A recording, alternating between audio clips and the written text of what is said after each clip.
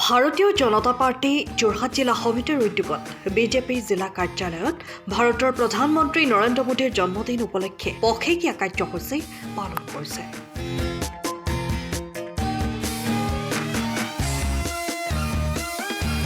17 ছেপ্টেম্বৰৰ পৰা আৰম্ভ কৰা এই কাৰ্যসূচীত আজি দ্বিতীয় দিনা জিলা বিজেপিয়ে এক মহৎ কাৰ্যসূচী ৰূপায়ণ কৰে।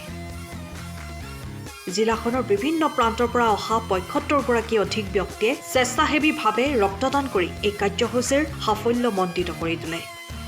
৭৫ সংখ্যক প্ৰধানমন্ত্ৰী নৰেন্দ্ৰ মোদীৰ জন্মদিন উপলক্ষে আৰু কেইবাটাও সামাজিক কাৰ্যসূচী কৰি যোৱাৰ পণ লয় বিজেপিৰ কৰ্মকৰ্তাসকলে। কাৰ্যসূচীৰ আগমুহূৰ্তত বিভিন্ন ক্ষেত্ৰখনৰ লগত জড়িত কেইবাগৰাকী ব্যক্তিক সম্বৰ্ধনা জনোৱা হয়। আমি সকলোৱে প্ৰথম তেখেতৰ যিটো জন্মদিনৰ কাৰ্যসূচী আমি পালন কৰিছিলোঁ। কালি মহিলাসকলৰ ক্ষেত্ৰত এটা বিশেষ ব্যৱস্থা লোৱা হৈছিল। আজি যিসকলৰ আমাৰ ৰক্তদান এটা ডাঙৰ মহান দান, তাতকৈতো কোনো হ'বই নোৱাৰে। আৰু তেখেতৰ জন্মতিথিৰ উপলক্ষে আমি 15টা দিন তেনেকুৱা ধৰণৰ কাৰ্যসূচী লৈছোঁ। আজি সেই ৰক্তদান শিবিৰ আছিল। আনফৰ্চুনেটলি মই নিজে আহি পেলাই সেই সময়ত উপস্থিত হ'ব পৰা নাই। আমাৰ যোৰহাটত অকণমান ড্ৰেইনেজ ছিষ্টেম কিছুমান প্ৰব্লেম হৈছে, বহু জেগাৰ পৰা কমপ্লেইন আহিছে। সেই জেগাবিলাক চাওঁতে অলপ দেৰি হৈ গ'ল। কিন্তু আমি এই ৰক্তদান শিবিৰৰ জৰিয়তে যিসকল নিডি মানুহ থাকে, সেই নিডি মানুহখিনিক আমি সহায় কৰাৰ কাৰণে এইটো এটা দলৰ এটা আন্তৰিক প্ৰয়াস, আৰু এই প্ৰয়াসৰ নিশ্চয় আগলৈ আৰু বাঢ়িব আৰু আমি বেছি মানুহক এইটো ইনভলভ কৰিব পাৰিম। আৰু বিশেষকৈ আৰ্থিকভাৱে দুৰ্বল মানুহবিলাকৰ ক্ষেত্ৰত কেতিয়াবা ৰক্তদান তেওঁলোকক দান কৰিবৰ কাৰণে সেই সময়ত মানুহ পোৱা নাযায়। কিন্তু এনেকুৱা ধৰণৰ কেম্পে আমি সেইখিনি প্ৰিজাৰ্ভ কৰি আমি তেনেকৈ মেডিকেলৰ লগতো আমি সিহঁতক কনচাল্ট কৰি দুখীয়া মানুহখিনিক ফ্ৰীকৈ আমি যাতে টেষ্টখিনি পায় তাৰ কাৰণে ব্যৱস্থা কৰিব পাৰিম। আৰু এইটো এটা tribute to the Narendra Modi prime minister, তেওঁৰ dynamic prime minister of the country, আৰু সেইকাৰণে আমি তেখেতক সন্মান জনাই এই কামবিলাক কৰি আছোঁ। আৰু এই কাম আমাৰ দলৰ সভাপতিৰ নেতৃত্বত হৈছে যোৰহাটত, আমি সকলোৱে তাত সহযোগ কৰিছোঁ। ভাৰতবৰ্ষৰ যশস্বী প্ৰধানমন্ত্ৰী শ্ৰীযুত নৰেন্দ্ৰ মোদী ডাঙৰীয়াৰ ৭৫ সংখ্যক জন্মদিৱসৰ লগত সংগতি ৰাখি যি সেৱা পষেকৰ কাৰ্যসূচী আমাৰ দলে দিছে, তাৰ লগত সংগতি ৰাখি আমিও আজি যোৰহাট জিলাত সেৱা পষেকৰ কাৰ্যসূচীৰ আনুষ্ঠানিক উদ্বোধনী আজি আৰম্ভ কৰিছোঁ। ইতিমধ্যে কালি আমাৰ কাৰ্যকৰ্তাসকলে ঐতিহ্যমণ্ডিত বুঢ়ীগোসানী দেৱালয়ত যোৰহাট টাউনৰ নগৰৰ মাজমজিয়াৰ তাত আমাৰ যিটো ধৰ্মীয় কাৰ্যসূচী, লগতে আমাৰ পদপথৰ আৱাসীসকলক মাজত কিছু খাদ্য সামগ্ৰী আৰু বস্ত্ৰ বিতৰণ কৰি এই কাৰ্যসূচী কালি আমি আৰম্ভ কৰিছোঁ। আজি আমি এটা ভাৰতীয় জনতা পাৰ্টীৰ কাৰ্যকৰ্তাসকলৰ সহযোগত আমি আজি যোৰহাট জিলাৰ কাৰ্যালয়ত আমি এক ৰক্তদানৰ কাৰ্যসূচী, ৰক্তদান শিবিৰ আয়োজন কৰিছোঁ।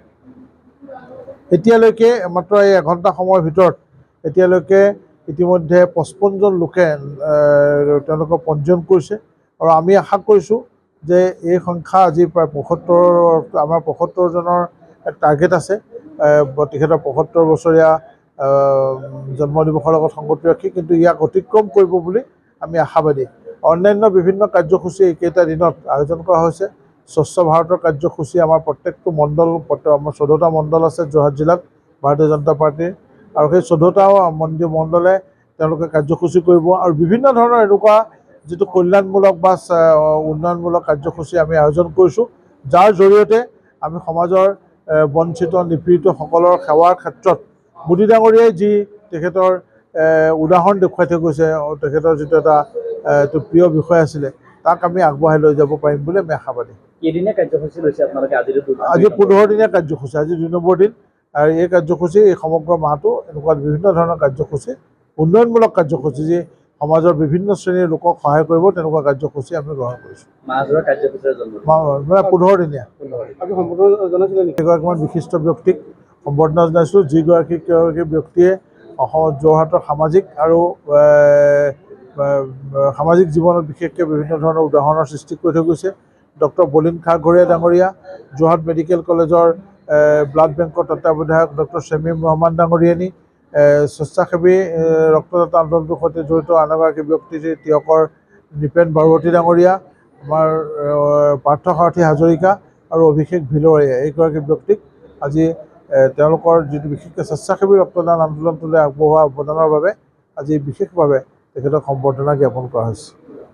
আপুনি ঘৰখনত জাপানী চৌকাত দৰ্জা খিৰিকী গ্ৰিল গেট আদি লগাব বিচাৰে নেকি যিবোৰ দীৰ্ঘদিন অটুট থাকিব তেন্তে পলম নকৰিব আমাৰ বিপণীলৈ আহক যোৰহাটৰ একমাত্ৰ আমাৰ বিপণীত এনে উন্নত সামগ্ৰী উপলব্ধ এই মেচিনটোৱে বেণ্ড কৰা হয় দৰ্জা চৌকাত আৰু উইণ্ডো বনোৱা হয় বাকি আমাৰ গেলভেনাইজড হয় এইবিলাক আমাৰ ঠিকনা শ্ৰীৰাম এলুমিনিয়াম চেণ্টাৰ ডিচিবি তিনিআলি তৰাজান যোৰহাট 785006 যোগাযোগৰ নম্বৰ 8638967754 অথবা 9401552548 পাল্লা বনোৱা আছে গেলভেনাইজৰ হয় এইটো প্ৰেছ ষ্টীল বুলি কয় গেলভেনাইজৰ উইণ্ডো হয় ইয়াত ষ্টীলৰ এইবিলাক গ্ৰিল দিয়া আছে এক্সট্ৰাকে গ্ৰিল প্ৰয়োজন নাই গ্ৰিল চিষ্টম লাগি গৈছে আৰু ইফালে মস্কিটো নেটো দিব পাৰে এইটো মস্কিটো নেট এফালে বেক চাইডে মস্কিটো নেটৰ পাল্লা আছে পকাত নি পিনে ঘৰটো আৰম্ভ কৰোঁতে লৈ যাবলগীয়া হয় তেতিয়া পকাত দি দিলে মানে ইয়াত ঢেলাই সোমাই যাব মছলা সোমাই যাব বালি মছলাটো ভৰাই দিলে মানে মজবুত হৈ যাব ইয়াৰ সময়ৰ খবৰ সময়ত পাবলৈ ফলো কৰক টাইম অফ আছাম